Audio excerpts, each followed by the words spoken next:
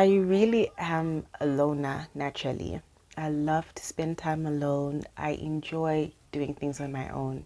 But I recently realized that I actually don't know how to be alone well.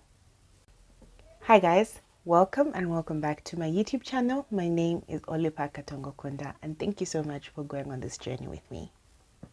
There are a number of things that I have always wanted to do, but I've never gotten around to doing because I thought or I felt that I needed to have another person there with me. There are things like wine tasting, safari trips, and hikes that I've not done because I felt like I need to have a friend with me, a boyfriend, or a sister, a family member, somebody to go with me to do these things. So years have gone by, year in, year out. It's on my to-do list for the year, but I never do it. And so of course this year, one of these things came to my mind again and I'm like, oh, I really wanted to do this. Let me look it up again. And so I'm looking at this thing and it strikes me for the first time that safaris or safari rides are charged per person. Wine tasting is charged per person. And I'm like, oh my gosh, there must be a reason as to why this is per person.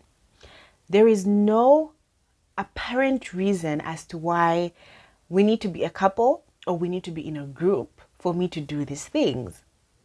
And I started to think about it and I realized that I am a loner, yes, but I don't know how to be alone well.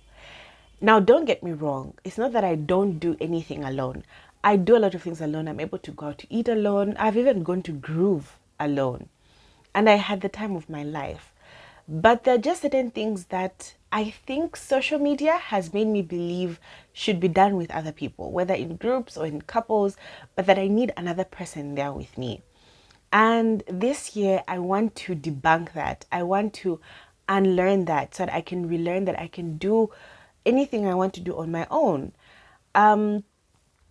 I think learning how to be alone well is what differentiates being alone and being lonely, because so many people mistake the two. They interchange the two. They think when you're alone, you're lonely. And sometimes even as individuals, sometimes even myself, I feel like, damn, I'm so lonely. There are many times that I feel like, damn, I wish I had friends.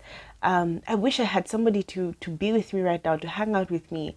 But when I think about it retrospectively, it's because in that moment I want to do something, but I can't do that something because I've got no one else to do it with, which is not a great mindset. Really, this year, I want to be intentional about being alone happily, being alone well, being alone wholly. Because at the end of the day, when you're not whole as a person, and then you go out and meet another person, make another friend, it becomes such a burden on not only to you, but even to the other person, because they are forced to feel in parts of you that you couldn't even feel in for yourself.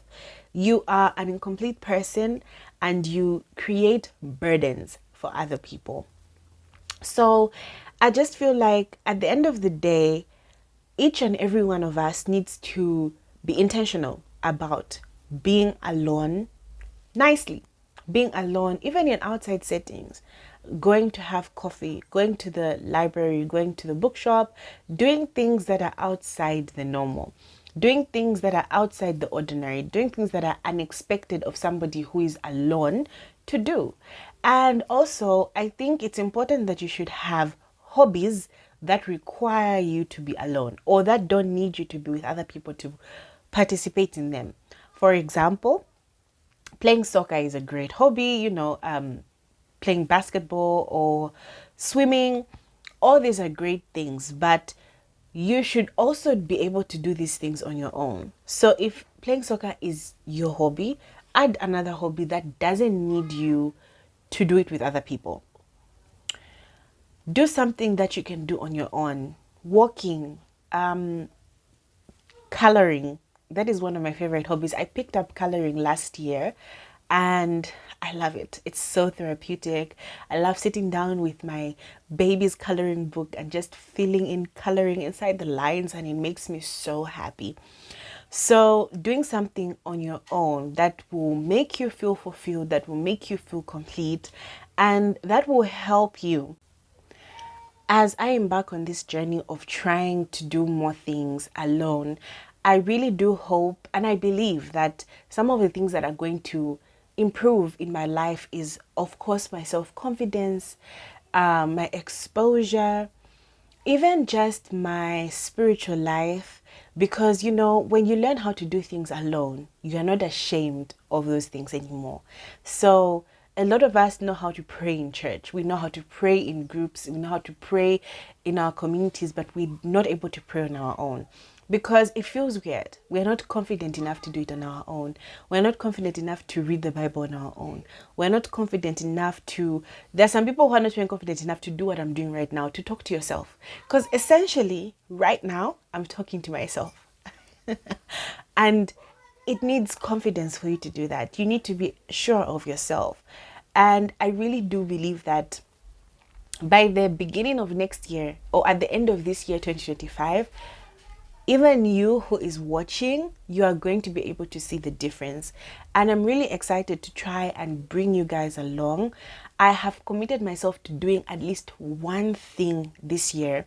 And I mean like an excursion type of activity, and doing it on my own. Like, I'm really committed to trying to do something on my own. There's sometimes an excursion, something that I consider a group activity or a couple activity, but just going there, doing it on my own and having fun. And I would definitely bring you guys along.